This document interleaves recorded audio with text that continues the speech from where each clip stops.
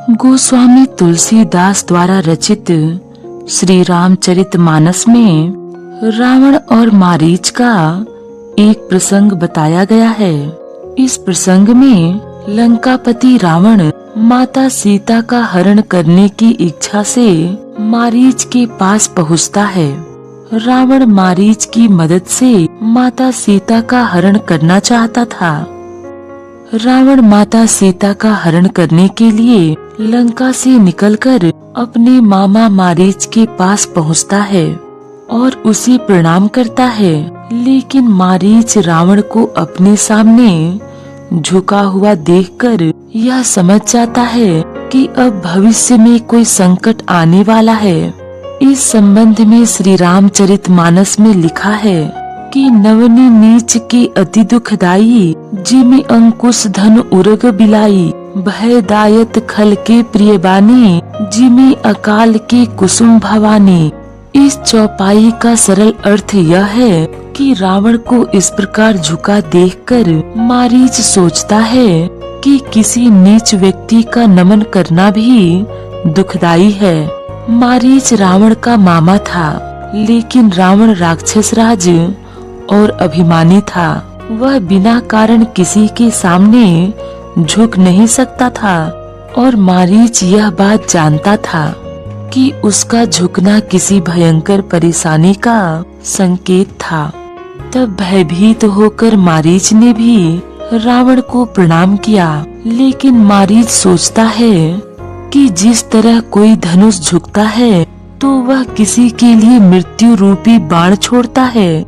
जैसे कोई सांप झुकता है तो वह डसने के लिए झुकता है। जैसे कोई बिल्ली झुकती है तो वह अपने शिकार पर झपटने के लिए झुकती है।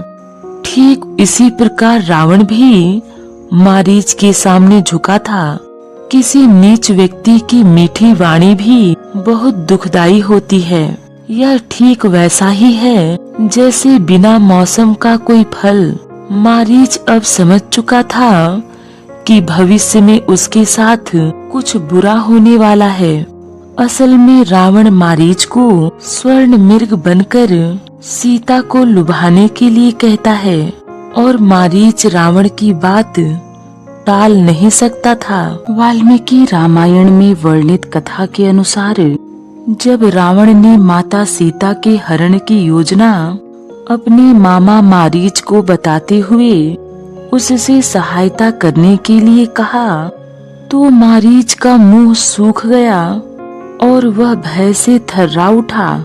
वह प्रभु श्री राम के अद्भुत पराक्रम को जानता था, इसलिए रावण की बात सुनकर वह मन ही मन अत्यंत भयभीत हो गया और वह हाथ जोड़कर रावण और अपने हित की बात समझाते हुए रावण से कहने लगा कि हे राजन, सदा प्रिय वचन बोलने वाले लोग तो सब जगह होते हैं, लेकिन जो अप्रिय वचन बोलकर भी हित की बात कहे, ऐसी बात कहने और सुनने वाले दोनों का ही मिलना दुर्लभ है। मैं तो समस्त राक्षसों का कल्याण चाहता हूँ, इसलिए उनके हित की ही बात कहता हूँ। निश्चय ही आप श्री राम को बिल्कुल नहीं जानते। वे गुण और पराक्रम में सबसे बढ़कर हैं। आपने जो अनैतिक कार्य करने का निर्णय लिया है, कहीं उससे क्रोध में आकर श्री राम सभी लोगों को राक्षसों से विहीन न कर दें। आपके विचार सुनकर मुझे ऐसा लग रहा है कि कहीं जनक नंदिनी सीता आपके जीवन और समस्त राक्षसों का अंत करने के लिए ही तो उत्पन्न नहीं हुई है। जो राजा आपके समान दुराचारी, स्वेच्छाचारी, पाप पूर्ण विचार रखने वाला होता है, वह अपने साथ साथ अपने परिजनों और समस्त राष्ट्र का भी विनाश कर डालता है। आपके जैसा राजा पाकर कहीं लंकापुरी आपके और राक्षसों के साथ ही नष्ट न हो जाए। मुझे यह आभास हो रहा है कि कोई आपका परम शत्रु है जिसने आपको ऐसी उल्टी सलाह दी है। हे राजन, चापलूसों को छोड़कर आपको विभीषण आदि धर्मात्मा मंत्रियों के साथ सलाह करके अपना कर्तव्य निश्चित करना चाहिए। श्री राम के गुण दोषों और शक्ति को अच्छी प्रकार परख लेना चाहिए। इसके बाद आपको जो उचित जान पड़े वह कार्य करना चाहिए। जब कोई अपनी शक्ति का प्रयोग पाप कर्म में करने लगता है तो वही शक्ति उसे धोखा दी जाती है। हे निशाचर राज, मेरी दृष्टि में आपका कौशल राजकुमार श्री राम के साथ युद्ध करना उचित नहीं है। मेरी सलाह आपको बहुत ही उत्तम, उचित और उपयुक्त सिद्ध होगी, जिसे आप एक राज्य का साधारण सा राजकुमार समझ रहे हैं। उन राम की महिमा आप नहीं जानते। श्री राम न तो अपने पिता द्वारा त्यागे या निकाले गए हैं और न ही उन्होंने धर्म की मर्यादा का त्याग किया है। वे न तो लोभी हैं और न दूषित आचार विचार वाले हैं। वे धर्म संबंधित गुणों से हीन नहीं हुए हैं। श्री राम धर्म के मूर्तिमान स्वरूप हैं, साधु और सत्य पराक्रमी हैं। मारीच रावण को समझाने लगा कि श्री राम तो संपूर्ण जगत के स्वामी हैं। उनका स्वभाव किसी भी प्राणी के प्रति तीखा नहीं है। वे तो सदा समस्त प्राणियों के हित में ही लगे रहते हैं।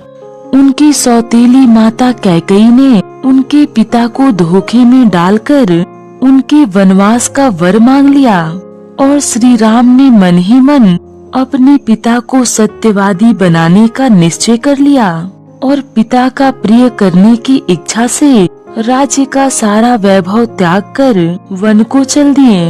हे राजन, श्री राम मूर्ख और अजितेंद्रिय नहीं है। उन्होंने कभी झूठ नहीं बोला है। मैंने उनमें कभी किसी प्रकार का दोष नहीं देखा और ना ही सुना है।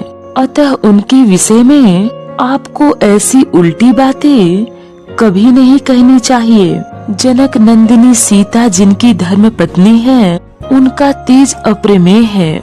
आप में इतनी शक्ति नहीं कि आप उन्हें सीता जी का अपहरण कर सकें। श्री राम तो मनुष्यों में सिंह के समान पराक्रमी हैं और सीता उन्हें अपने प्राणों से भी अधिक प्यारी है। इसी प्रकार सीता भी सदा अपने पति का ही अनुसरण करती है और सीता तो प्रज्वलित अग्नि की ज्वाला के समान असहनीय है। आपको ऐसी ज्वाला को हाथ नहीं लगाना चाहिए। श्री राम की पत्नी सीता अपने ही पतिव्रत्य के तेज से सुरक्षित है। जिस प्रकार सूर्य की आभा को उससे अलग नहीं किया जा सकता, उसी प्रकार सीता को श्री राम से अलग करना असंभव है और आप बलपूर्वक उनका अपहरण करना चाहते हैं। हे राक्षस राज, यह व्यर्थ का उद्योग करके आपको क्या लाभ होगा? जिस दिन श्री राम की दृष्टि आपके ऊपर पड़ गई, उसी दिन आप अपने जीवन का अंत समझ लेना। श्री राम बड़े तेजस्वी, आत्मबल से संपन्न और महाबलशाली हैं। वे अकेले ही राक्षस जगत का संपूर्ण संहार कर सकते हैं। श्री राम प्रज्वलित अग्नि के समान हैं। वे अपनी शत्रु सेना के प्राण लेने में अकेले ही समर्थ हैं। आपको अपने प्यारे प्राणों का मोह और राज्य का सुख छोड़कर उन्हें इस प्रकार युद्ध के लिए प्रेरित कर अचानक उस अग्नि में प्रवेश नहीं करना चाहिए। यदि आप अपने जीवन का सुख और परम दुर्लभ राज्य का चिरकाल तक उपभोग करना चाहते हैं तो श्री राम के साथ वैर न करें। हे दशानन, श्री राम मनुष्य रूप में चराचर के ईश्वर हैं। उनसे वैर न कीजिए। सबका जीवन मरण उन्हीं के अधीन है। जिन्होंने ताड़का और सुबाहु को मारकर शिव जी का धनुष तोड़ दिया, जिन्होंने खर, दूषण और त्रिशिरा का उनकी विशाल सेना के साथ वध कर दिया, ऐसा प्रचंड बलि भी भला साधारण मनुष्य हो सकता है?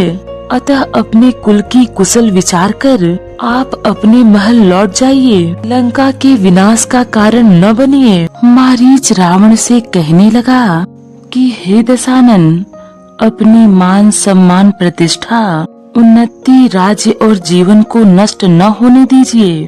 पराई स्त्री पर कुदृष्टि डालने से बढ़कर कोई दूसरा महान पाप नहीं है। एक समय था जब मैं अपने पराक्रम के अभिमान में पर्वत के समान शरीर धारण किए इस पृथ्वी पर जहाँ तहाँ चक्कर लगाता रहता था। मेरा स्वभाव क्रूर था, मैं मांस खाता था और रक्तपान करता था। मुझ में 1000 हाथियों का बल था। मैं बलवान तो था ही, साथ ही मुझे तो वरदान भी मिला था कि देवता मुझे नहीं मार सकेंगे। किंतु जब श्री राम की दृष्टि मुझ पर पड़ी तो उन्होंने ऐसा तीखा बाण छोड़ा कि मैं मरा तो नहीं, लेकिन चोट खाकर सीधा समुद्र में जा गिरा। चेतना आने के बाद मैंने अपना जीवन तपस्या में लगा लिया। अब मुझे ये सारा वन राममय सा प्रतीत होता है। जब मैं एकांत में बैठता हूँ तो मुझे नित्य श्री राम के दर्शन होते हैं। मुझे तो सपने में भी श्री राम ही दिखाई देते हैं। मैं उनके प्रभाव को अच्छी प्रकार जानता हूँ, इसीलिए कहता हूँ कि श्री राम के साथ आपका युद्ध कदापि उचित नहीं होगा। खर दूषण ने ही श्री राम पर चढ़ाई की तो वे श्री राम के हाथों मारे गए, तो इसमें श्री राम का क्या दोष? हे राजन, मेरी जान इसलिए बच सकी क्योंकि श्री राम मुझे मारना नहीं चाहते थे। उस समय मैं उनका प्रयोजन न समझ सका था, परंतु आज आपकी बात सुनकर समझ आ रहा है कि क्यों उस समय उन्होंने मुझे जीवित छोड़ दिया था। आप मेरे बंधु समान हैं और मैं आपका हितैषी हूँ। इसलिए हे राजन, यदि मेरे बार बार मना करने के बाद भी आप सीता का अपहरण कर श्री राम से विरोध करेंगे तो निश्चय ही राक्षसों सहित आप अपने प्राणों से हाथ धो बैठेंगे। लंका का एक एक घर जलकर भस्म हो जाएगा। मारीच के द्वारा इतना समझाए जाने के बाद भी जिस प्रकार मरने की इच्छा रखने वाला रोगी दवा नहीं लेता, उसी प्रकार अपने हित की बात सुनकर भी रावण ने मारीच की एक बात नहीं मानी। श्री राम की इतनी प्रशंसा सुनकर वह जल उठा और तब उसने मारीच से बहुत से दुर्वचन कहे। साथ ही आज्ञा न मानने पर मारीच को स्वयं ही मार डालने की धमकी दी। जब मारीच ने दोनों प्रकार से अपना मरण देखा तब उसने श्री राम की शरण जाने में ही अपना कल्याण समझा। उसने सोचा कि जब आज हर प्रकार से मेरी मृत्यु निश्चित है तो फिर मैं श्री राम की बाणों से ही क्यों न मरूं। हृदय में ऐसा निश्चय कर वह रावण के साथ चला।